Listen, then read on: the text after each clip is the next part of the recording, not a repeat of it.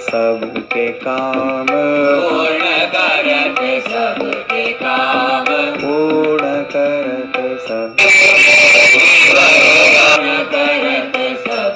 काम, पूर्ण करत सबके काम, पूर्ण करत सबके काम।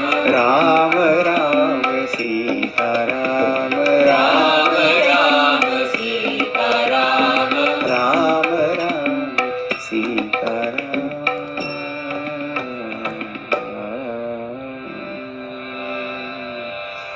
ये श्याम रामचंद्र की जय।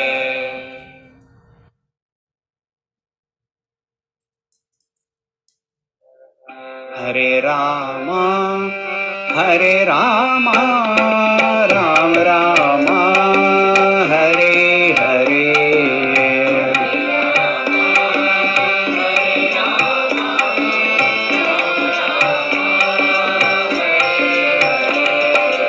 हरे कृष्णा कृष्ण कृष्ण हरे हरे,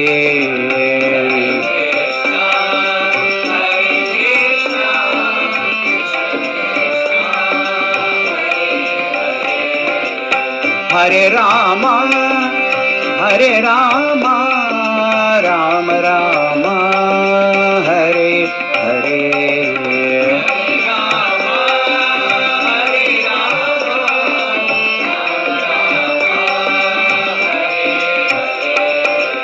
हरे कृष्णा कृष्ण कृष्ण हरे हरे,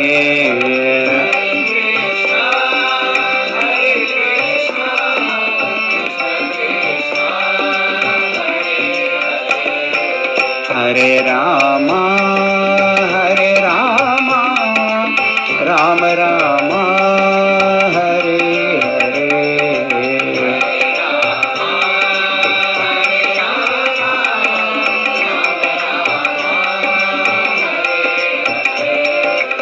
हरे कृष्णा कृष्ण कृष्ण हरे हरे,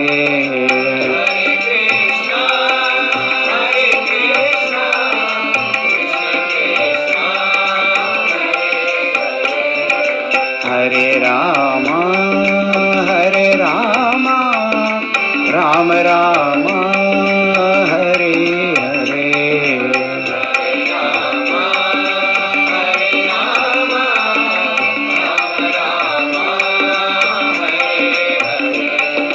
हरे कृष्णा कृष्ण कृष्ण हरे हरे।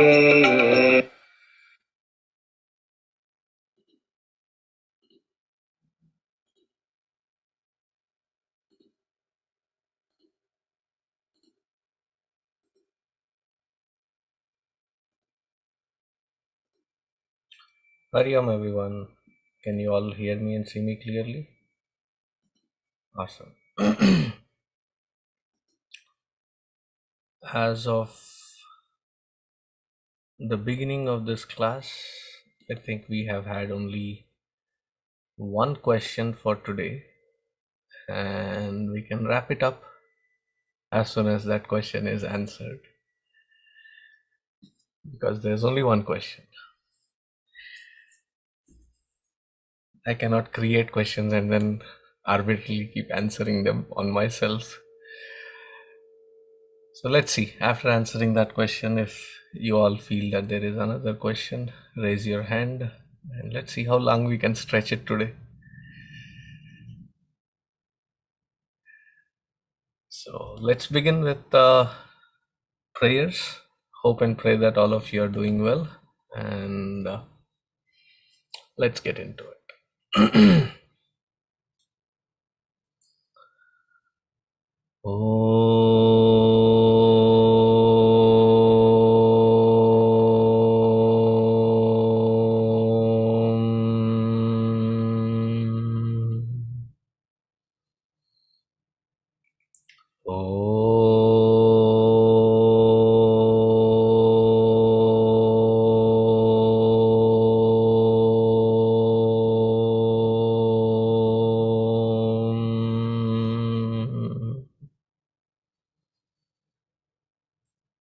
ॐ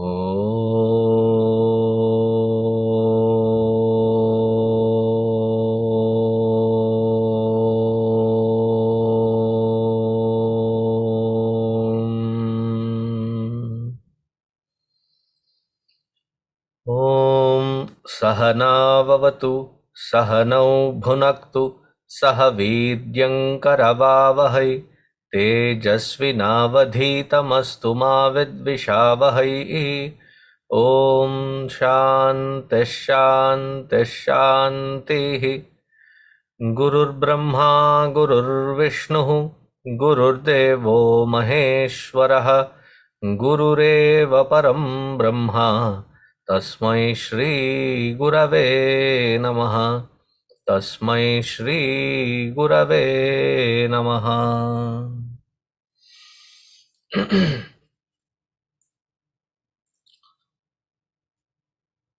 So the question is from Siddharth. So if we can put Siddharth in the...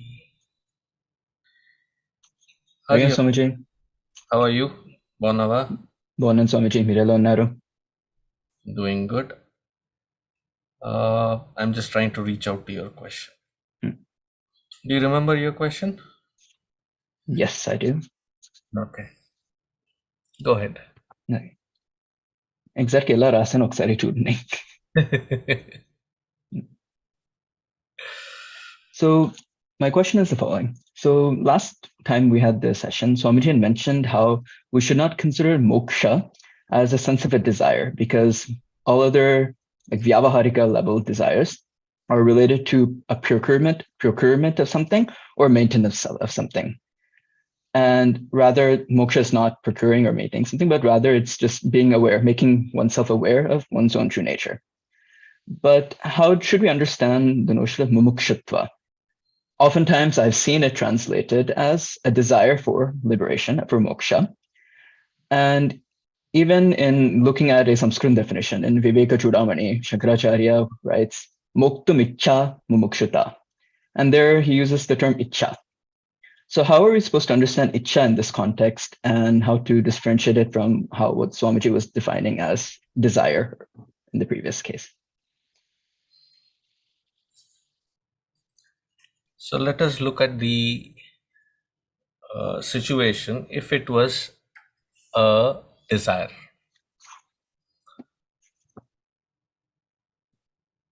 First and foremost, we have 4 purusharthas. The purusharthas, purushasya artha, that which brings meaningfulness depending on who that individual is and what kinds of vasanas that the individual has. There is usually a shade of all of the 4. There is dharma, there is artha, there is kama, and then there is moksha. So in that classification, the rishis would not have put moksha as a 4th category, but it has something certainly different than kama, therefore moksha is by itself a separate entity all by itself that has to be pursued. And as you refer to Viveka Chudamani, all the great stalwarts of Vedanta Vichara have said the very purpose of human birth is the Chaturtha Purushartha, the 4th Purushartha, which is moksha. So they have put that on a higher pedestal, saying that that moksha is uncompromisingly the purpose of human birth.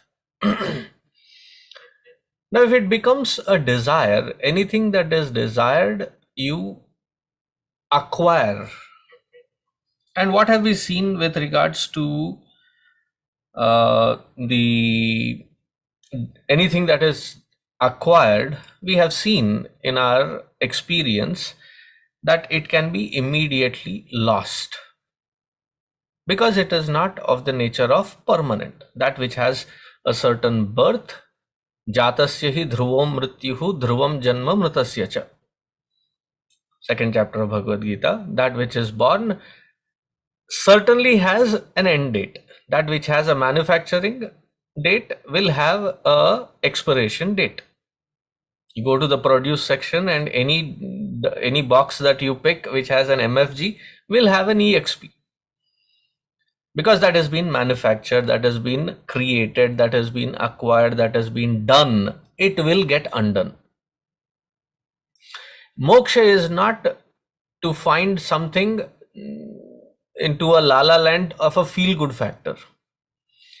It is to find a sense of permanency.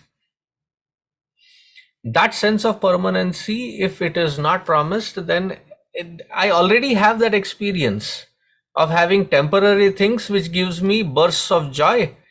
Moksha cannot become another aspect of it. Now that permanent state of being is what is our nature.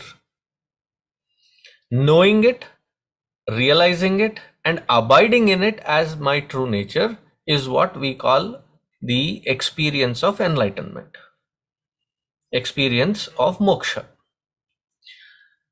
Moksha, again, if you take the word, it is to be mukta. Mukta, to get liberated. So I have a question for you. There is somebody who is getting out of the jail because whatever the jail time that fellow had to spend in there is done, versus somebody who has been in a hospital and is out. Okay, what is the kind of word that we use when we normally speak in English? To be free, liberated.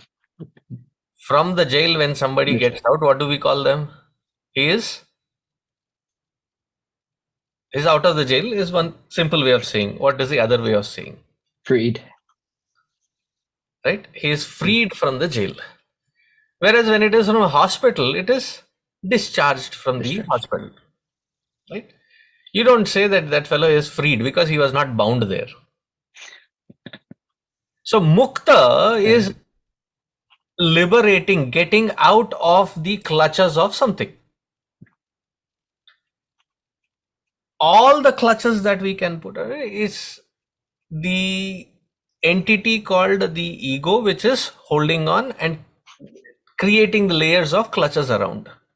To liberate from that sense of limited existence is called moksha. And to be seriously and focusedly be concentrating on that one aspect. So therefore, when you put it in words, you end up using the words like a very intense desire, because it is being talked about in the realm of mind. And in that realm of mind, it can only talk in those terms. That which it is already a pattern of its habitual existence. Therefore, it is being said as ichha and not putting both of them in the same classification. The moment you put it in the same classification, that means moksha also becomes temporary. And temporary mokshas we already have. Morning, afternoon, evening, 3 times we have bhoktum ichha and bhubukshvaha, the one who is hungry, become mukta from that hunger. Madhye madhye coffee samarpayami, tea samarpayami, cool drink samarpayami, whatever else is being offered, we get satiated with all those things. But this is not something that can be created that way. Therefore, a cliched soundbite is, it is not about doing something, it is about undoing that which we are already caught up in. It's more about undoing. And that undoing has to be done in the realm of vasanas and desires. That is when the finality of that moksha as my true nature can be abided in. That has to be transcended. Hashed out good enough? Avagatam. Dhanyavada.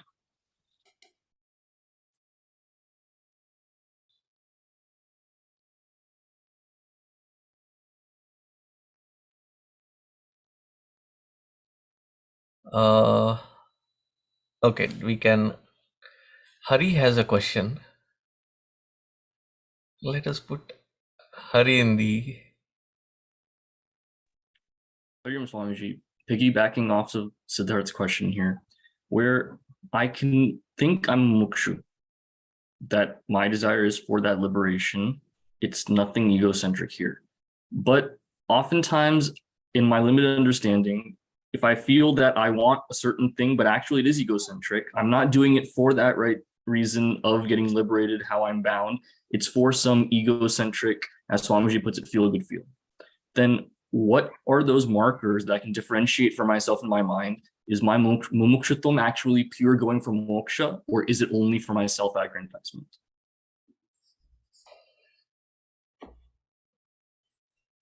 Very beautiful question. The sadhakas themselves are put under several categories. One of the categories is Uttama Adhikari, Madhyama Adhikari, Adhama Adhikari. Uttama Adhikari, the best of the qualified ones. For them, just one instruction and guidance given, they are set, they are established.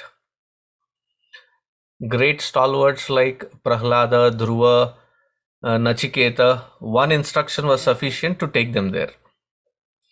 In the recent times, there are several with that kind of an experience, like Vivekanandji or Ramana Maharshi or Gurudev for that matter, and Nisargadatta Maharaj. These are some names that we can relate to in today's terms. They are Uttama Adhikari, one time instruction, and that was sufficient for them. Then the Madhyama Adhikari is where most of us fall into, where we have to constantly remind ourselves, constantly put that practice to remove various layers, and there is a effort that is required to undo what we have already been caught up in. Adhama Adhikari is where the instruction is heard, then they get completely into a tangential path, then there is another surge of inspiration, so they'll come back again and try, getting into the groove, and then something else takes them off again. There is a break for long periods of time, then again they come back. So we see that also as a pattern happening. Now what happens when the pattern of question that you have asked is this mumukshutvam, that it can become egocentric and we can get caught up in it? What are the markers? How do we realize it? When the effort put by a madhyama or an adhama adhikari, the one who is madhyama is not that enthused. There is a lot of tangential things that can happen. Adhama adhikari, the one who is mediocre or subpar, so when they come, the mumukshutvam is not of a great quality. There are many who come saying, Swamiji, I need to get to that level wherein I close my eyes and I can read somebody's thoughts, or when I can have some tricks up my sleeve that I can levitate, or I can. Moksha is not that, but there are many who get attracted, and we see that also, right? When there is PR advertisements of various self-proclaimed religious gurus and others, there is this claim that there are miraculous things. My guru is somebody who has not eaten in last 20 years, 30 years. My guru has not slept in 20 years. My guru can appear in more than 3 places, more than 4 places at the same time. There are a lot of claims that, or I have seen my guru walk through fire unscathed, and so there are a lot of claims. So people think that mumukshutvam is the path of spirituality where I can start displaying such magical tricks or miraculous things.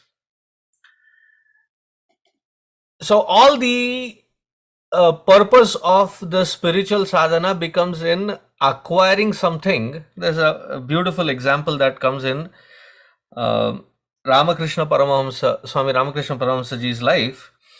Is there was a student with him, and he wants to attain these siddhis. These kinds of miraculous things are called siddhis, miraculous things, and Ramakrishna Paramahamsa ji constantly guides him towards something higher.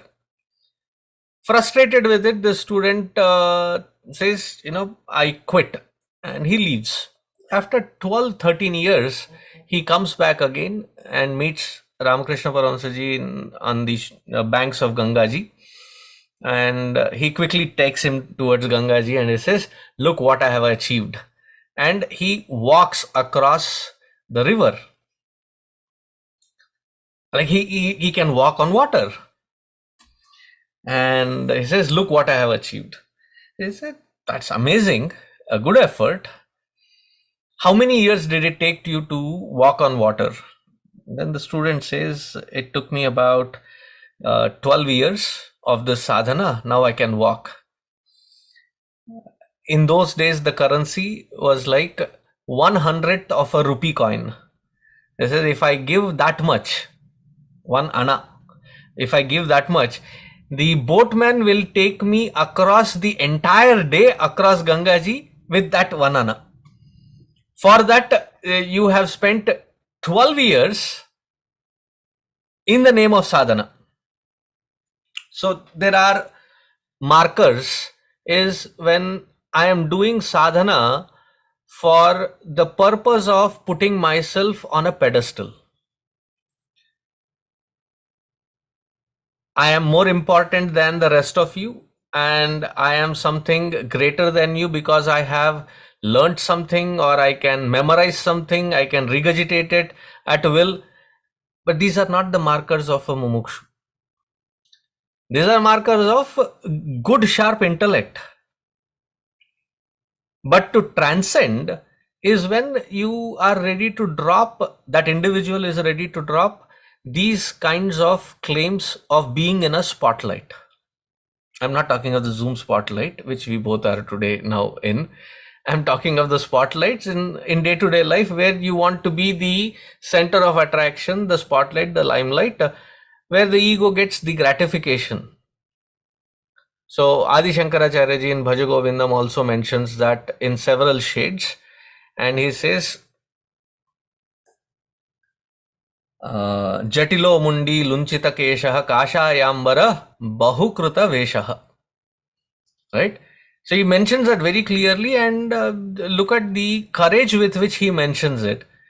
That Jatilaha, those who have matted hair. Mundi, the one who is completely opposite to it, where the head is shining, meaning bald. Jatilo mundi lunchita kesha. There are some who pull the hair out. Kashayambara bahukruta veshaha. White, yellow, orange, ochre, green, blue. There are different colors of shades. Then this path becomes a livelihood. This whole path of spiritual unfoldment becomes a path of livelihood where I'm constantly looking for a better way of making a living through these clothes. It's more like a business proposition. And we get caught up in that as to how many number of devotees are there, how many number of facilities are there, ashrams are there, how many number of, but that is not the count. The count is how much of peace have I acquired, how much stability is it there, and how close am I to my own self-illumination. The external things that which we go in the name of materialism, when not understood, even in the so-called claim of spirituality, we keep running after the same markers but with a spiritual glow. And many who are jumping in will also be running after, because, well, there are so many people running after them, maybe they have something better. So these are the markers that I would say one should be careful about. Hope that answers your question. Was it where you were going towards? Yes, Swamiji. Thank you so much. Thank you. I see a hand raised. So can we put Kartika in?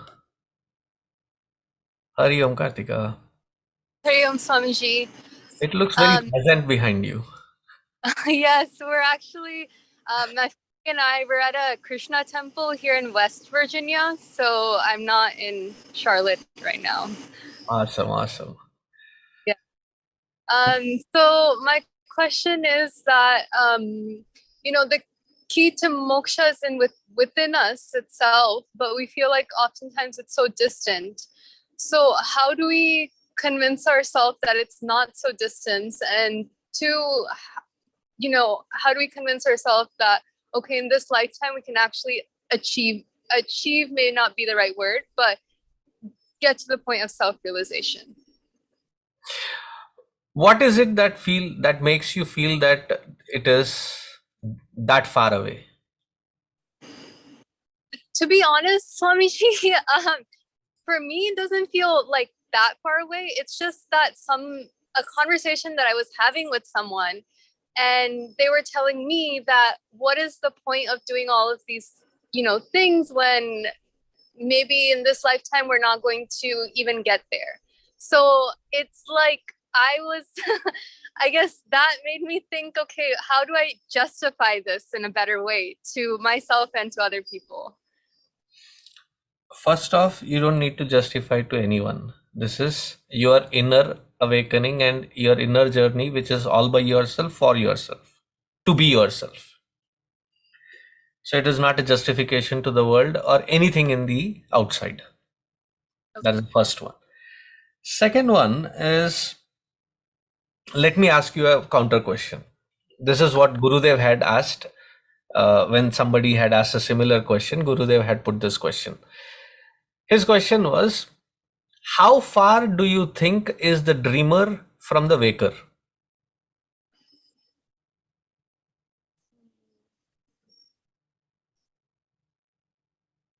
It's the same person that, just needs jnana in a sense, it's there in the same person.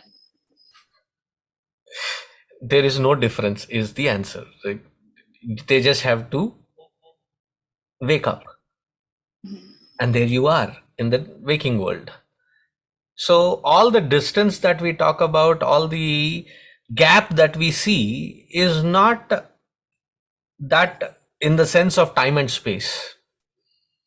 It's about me being able to understand this flawlessly. Mm. There should not be even an iota of fogginess in my understanding. The moment that happens, lo behold, I am in my own Swarupa. Swarupa, in my own true state of being. Mm-hmm. So the distance is not there. But what makes it appear as though, oh boy, that is not for us, maybe in few lifetimes down the lane, or it feels so difficult. The difficulty is not in being my own true self. Difficulty is in handling my own mind. Mm. Minding my own mind makes it that far away. Mm. Mind meaning with all its patterns of convictions, its patterns of feelings, emotions, or whatever are the things that our mind is clutching onto, clinging onto. Not ready to give that up makes the distance quite obvious. Therefore, one of the key ingredients that is required for somebody who can walk this path, the second point that is mentioned, first is viveka, second is vairagya. Mm. How do I know I have viveka? There should be vairagya. That I am ready to let go. Nothing else matters other than this. Let go of whatever the mind is clinging on to. But the non-preparedness of the mind to let go makes it that much more distant, that much more difficult. So therefore in Bhagavad Gita, the shloka that is said, Uddharet atmana atmanam na atmanam avasadayet atmaiva hyatmano bandhuhu atmaiva ripuratmanaha. The second sentence is most important here, is my mind can turn to become my own best friend if it is aligned to this particular thinking of letting go. But my mind can become my own enemy if it is not ready to give that up which it is clinging on to. So I am my own greatest detriment. I am my own greatest encouraging factor. So if the mind is now tuned towards the possibility of that mind to let go, then the distance is reduced. Does that? So first fact is, it is not for justifying to anybody else out there. Therefore, even in marriage, the commitment that is, between the boy and the girl that are getting married is dharmecha, arthecha, kamecha. In these three folds, we both function as one unit. But in the last one, moksha, we have individual accounts and both of us have to put separate individual effort towards reaching that. And it is not a competition, it is not a justification to anyone else.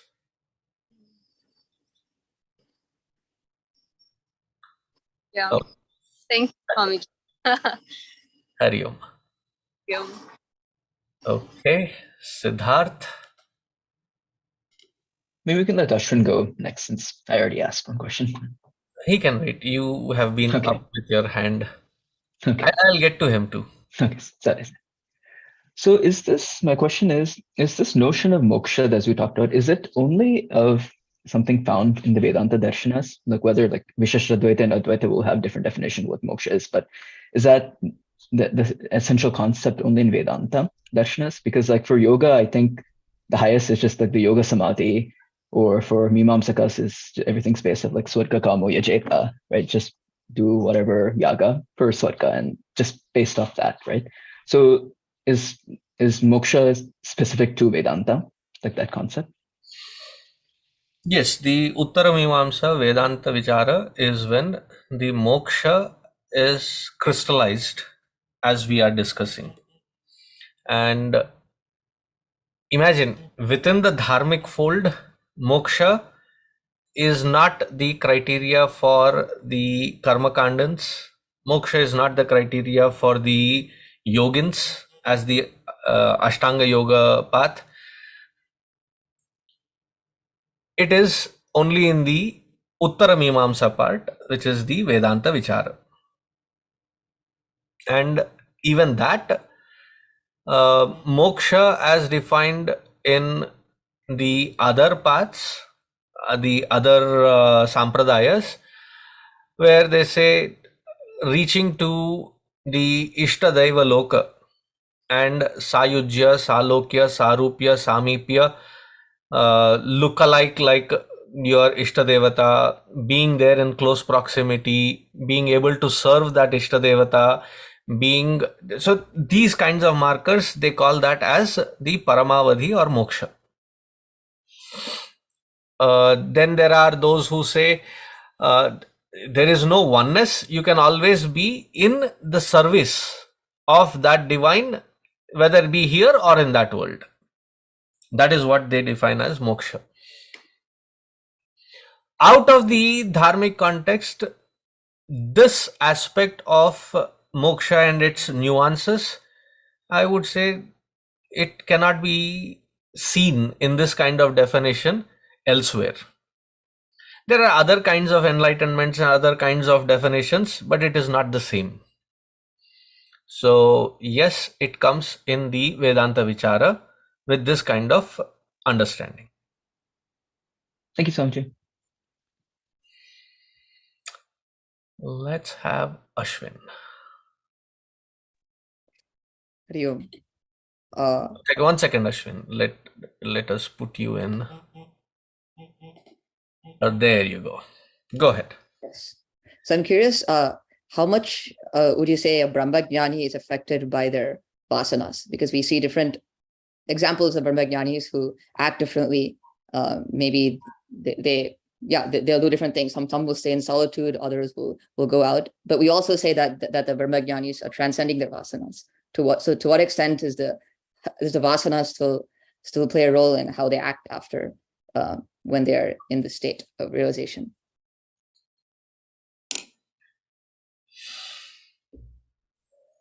If there is even an iota of influence, then we say that you have not reached there yet. Either you are there or you are not there. I'll give you an example. The classic example in Vedanta is the rope which is projected on the snake which is projected on a rope. Are you familiar with that example? Yes. Okay. He's almost like, duh, that is the most important example and it is often repeated. But I had to make sure that you are. So in that example, the moment you throw the flashlight and you see that it is rope, the rest of the rope is under the bushes. Okay. Now, is your understanding that this portion which has the light on it, I am aware, I am assured that it is a rope and not a snake, but that which is still there under the bushes, maybe it still is a snake. Can that happen? Unmute and... No, right? yes. So the next question is, can it happen that I now have realized 10% of rope, 90% is still snake? Or the other way around, I now have 90% of experience of the rope and 10% is still snake. Does it work in percentages? No.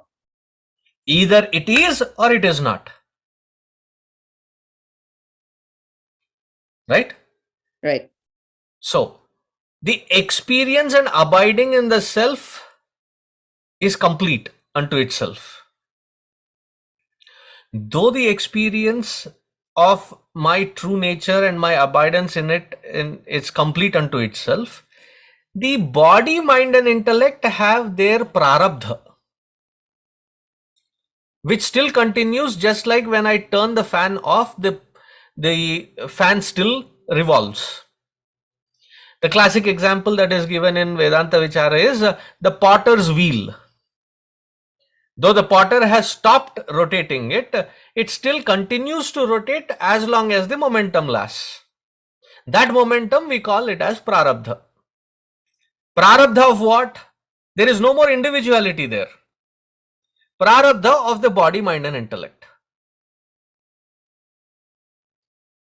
Right. But your question, you are mixing both of it and trying to evaluate that the prarabdha of the Mahatma. See, the realized one, there is no individuality there anymore. It is only affecting and impacting this body, mind and intellect. Right. When I mean, when saying the Mahatma itself, I think I was implying that this apparent individuality, not from the viewpoint of the Mahatma. But so you're saying from the viewpoint of the transactional world, the body, mind, intellect, the apparent individuality is still propelled by the prarabdha and vasanas. Is that correct? Prarabdha more so and less of vasanas. What is the difference? Or don't they both go hand in hand? The expressed ones, where it doesn't create another layer of vasana, which is triggered and now expressing. Vasana can also mean that if there is vasana existing, how they act, react, respond is based off of certain vasanas. So that aspect would be completely gone because the individuality itself is wiped out. Yeah. So it is just the prarabdha of that body which has already been initiated, which impacts the body, mind and intellect, and they look at it as an experience as much as you would look at an onlooker's experience. Right. There's a very drastic example that can be taken. Again, it does not work the same way with every Mahatma, but this particular Mahatma, Bhagavan Ramana Maharshi, he had an abscess. They say it was a cancerous one in his armpit, and they said it has to be operated. The doctors came in, the best at that particular time, and they said, we'll have to put you in anesthesia. He said, why? I said, it's very painful. He said, I am as detached and observant of my body as you are seeing it, I am also observing it. See, I don't need to put this body through any anesthesia. You please continue. I'll also observe it. And it is said he observed the entire thing and unimpacted. Okay, having said that, it again is not a parameter or one guiding factor to say that if somebody is that fearless, because then I'll give you the next two examples. It is said that both Surdas and Goswami Tulsidas ji were contemporaries, and they were invited by Birbal on the behest of Akbar. Akbar had a test in his mind. They say these two are great people. Who among these two are greater? They both are realized ones, but who among these two are greater? So as they are approaching the fort, a mad elephant is released towards both of them. Everybody is scattered. Surdas also runs away. Sant Goswami Tulsidas is standing still. And the elephant doesn't touch him and it passes by. So Akbar decides that Tulsidas is greater than Surdas because he was not scared of it. So then Birbal is confused. He goes to both of them and said, what exactly happened? Please somebody explain to me. So Tulsidas ji laughs and he says, see, my Ishtadevata is Hanumanji. So seeing that, I invoked Hanumanji and he stood there like a wall. His Ishtadevata is baby Krishna, and as soon as baby Krishna saw the mad elephant rushing, he jumped into the lap of Surdas ji and he said, Bhagavan Krishna used to address Surdas ji as Dada, as a grandfather. He was a very elderly person. He jumped into his lap and he said, Dada, bhago! Like, run and hide behind the tree. So he ran. So based on the external criteria of how the body, mind and intellect respond to any external stimulus cannot be the criteria of saying whether somebody is realized or not. It is truly very subjective and subjectively verifiable. Hope that gives a comprehensive outlook to that question. Yeah, thank you. Okay, we pulled it through till 7:45, 7:42 actually. Does anybody else have any questions? I can ask more questions. Don't create them for me, but if you truly have, please come. Let's have the questions. Well, one question, thinking about the relationship between Brahma Jnanam being a, Jivan Mukta and morality, what is good and bad, right? We say that the Brahman is beyond good and evil. So good and evil, are they only maybe just ways that we interpret, or they're determined by vasanas? And is it possible for maybe somebody who is realized to do something which others may not consider to be morally just? Because maybe everyone has their own that definition of that. Can we really tie those together, or are they completely separate, let's say? See, the vision as explained in Narayana Suktam, Antar Bahischa Tat Sarvam Vyapya Narayana Sthitaha. There is no more concept of in and out. There is only one permeating truth, which is the Brahma Tattva, the Brahman. which here is addressed as Narayana Tattva. The externality of the good and bad is purely at a transactional level. What is good at one time may not be good for the same person at a different time. See, supposing I love eating ice cream and I have a bucket full of it or a tub full of it, and I am scooping and enjoying it. I get a text message from my HR department saying, we are sorry to let you know that you are fired. Your mind is like zapped. I just met my CEO, CTO, presented everything to them, and it was just yesterday, and they were all happy with it. Where am I getting this, pink slip from? What happened to the ice cream that I was eating? It no more tastes good. It's no more good for me. I'm just taking a very rudimentary taste level example, but it just to give the kind of idea. But within half an hour, there is another text that comes. Sorry, Mr. Kumar. This was supposed to be addressed to the Kumar from the HR department, not the IT department. You are not fired. It is the other fellow that is fired. Now what happens to the same ice cream? It now tastes again better. It's now again more appealing. So what appears good and bad, again, another example can be taken. Poison is bad, but the same poison is the medicine which is an antidote for poison. So how we end up using it becomes, say, water is good, but too much of water can drown you. Oxygen is good, but there is oxygen poisoning that can happen. So good and bad is purely situational, depending on the individual's mind and that situation as to how they experience it. But what is seen as the underlying aspect of every good and bad that can be perceived by mind and labeled by the mind, that there is undeniable presence of that divine. And that is what is being experienced beyond the polarities of good and bad. Having said that, do they observe, do they see that good and bad?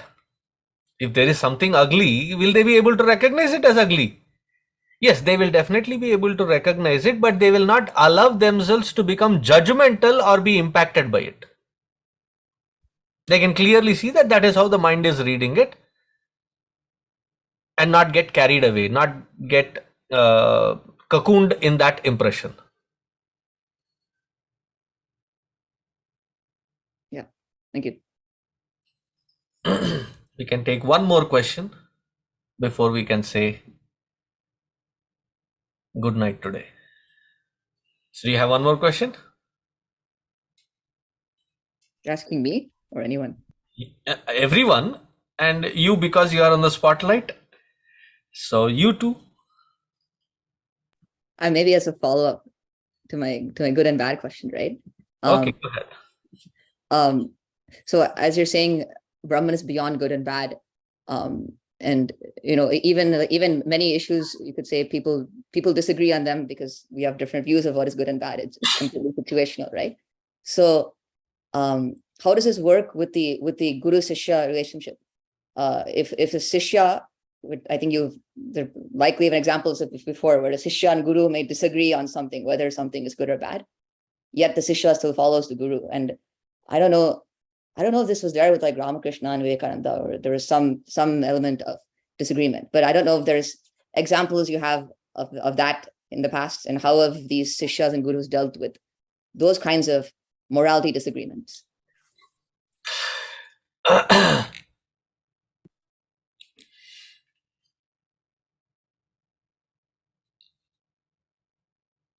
I don't know about morality disagreements, but disagreements were there. I can quickly look into the aspect where Gurudev was convinced that coming down to the plains and teaching this Vedanta Vichara to the commoner was something that he felt compelled, was the inspiration that he drew from Mother Ganga. So finally, after several weeks of convincing, Swami Tapona Maharaj agreed and gave his blessings.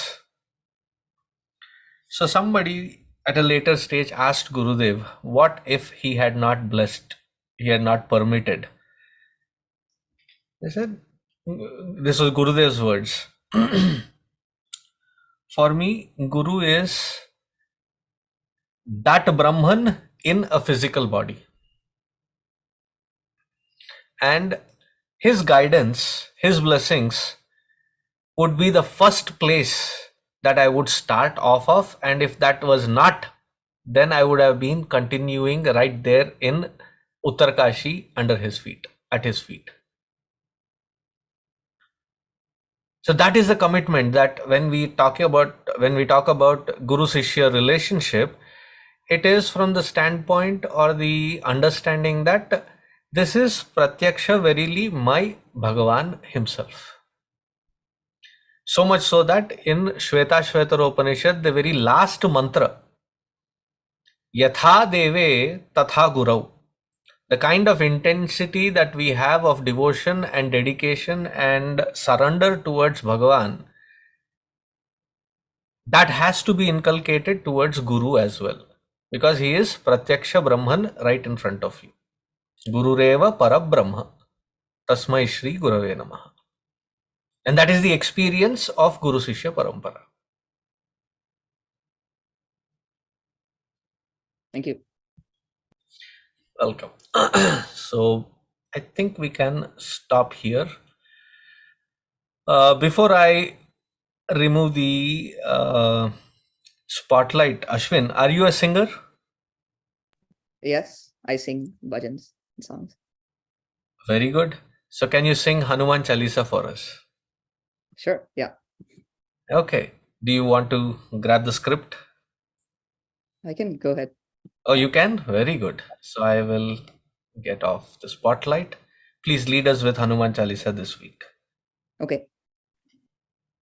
Shri Guru Charana Saro Jaraja Nichamana Mukur Sudhari Paranho Raghupara Kimala Jasu Jodhaya Kupalachari Buddhihina Tanu Janike Sumirau Pavana Kumara Bala Buddhi Vidya Dehu Mohi Ukalesha Vikara Jaya Hanumana Jana Guna Sagar Jaya Kapi Sati Huloka Hujagar Ramaduta Haturita Baladhama Anjani Putra Pavana Sutanama Mahavira Vikrama Bajarangi Kumati Nivara Sumati Ke Sangi Kanchana Varana Viraja Subesha Kanana Kundala Kunchita Kesha Hata Vajja Urdvaja Viraje Kandhe Munja Janeyu Saje Shankara Suvana Kesari Nandana Teja Pratapa Mahajagavandan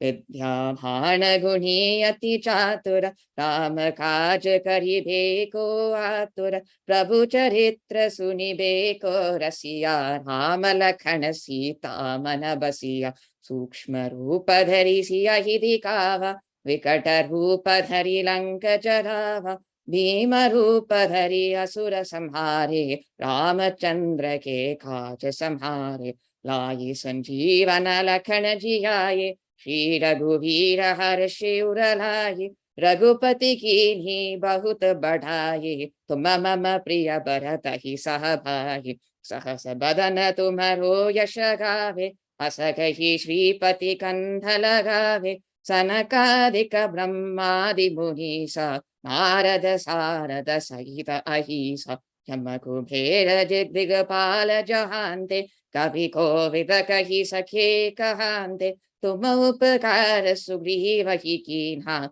Rama Milaye Rajapadadhinha Tumharo Mantra Vibhishana Mana Lankeshara Bhaya Sabajagajana Yuga Sahasra Yojana Palabhanu Ilyotari Madhura Palajanu Prabhu Mudrika Meli Mukhamai Jaladhilang Gaye Achara Janai दुर्गम काज जगत के चेते, सुगम अनुग्रह तुम्हारे तेते। राम दुहारे तुम रखवारे, होत न आज्ञा बिनु पैसारे। सब सुख लगे तुम्हारी शरणा, तुम रक्षक काहू को डरना। आपन तेज संहारो आपे, तीनों लोक हांकते कापे। भूत पिशाच निकट नहीं आवे, महावीर जब नाम सुनावे। नासे रोग हरे सब पीरा, जपत निरंतर हनुमत बीरा। संकट से हनुमान छुड़ावे, मन क्रम वचन ध्यान जो लावे। सब पर राम तपस्वी राजा, तिनके काज सकल तुम साजा। और मनोरथ जो कोई लावे, सोई अमित जीवन फल पावे। चारों युग परताप तुम्हारा, हे प्रसिद्ध जगत उजियारा। साधु संत के तुम रखवारे, असुर निकंदन राम दुलारे। अष्ट सिद्धि नव निधि के दाता, असभर दीन जानकी माता। राम रसायन तुम्हारे पासा, सदा रहो रघुपति के दासा। तुम्हारे भजन राम को पावे, जन्म जन्म के दुख बिसरावे। अंत काल रघुबरपुर जाए, जहाँ जन्म हरि भक्त कहाए। और देवता चित्त न धरि, हनुमति से ही सर्व सुख करी। संकट कटे मिटे सब पीरा, जो सुमेरे हनुमत भल बीरा। जय जय जय हनुमान गोसाई, कृपा करो गुरुदेव की नाई। जो सत बार पाठ कर कोई, छूट ही बंदी महासुख होई।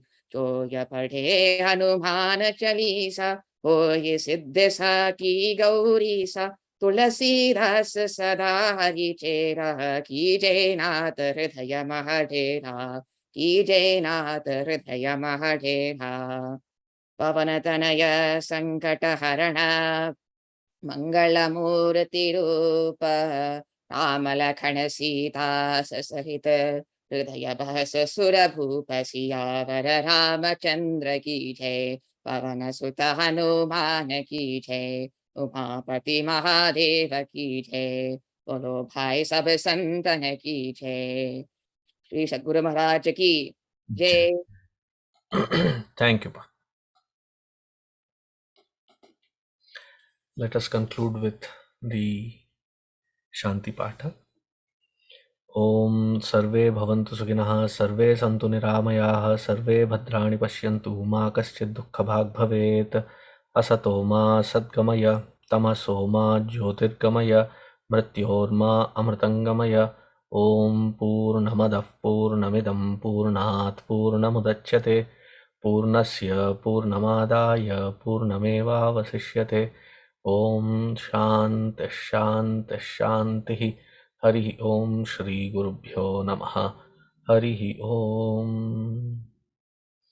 Take care, everyone. See you in the next class. We will post the questions, and the questions will be for all of you to answer. So see you next week.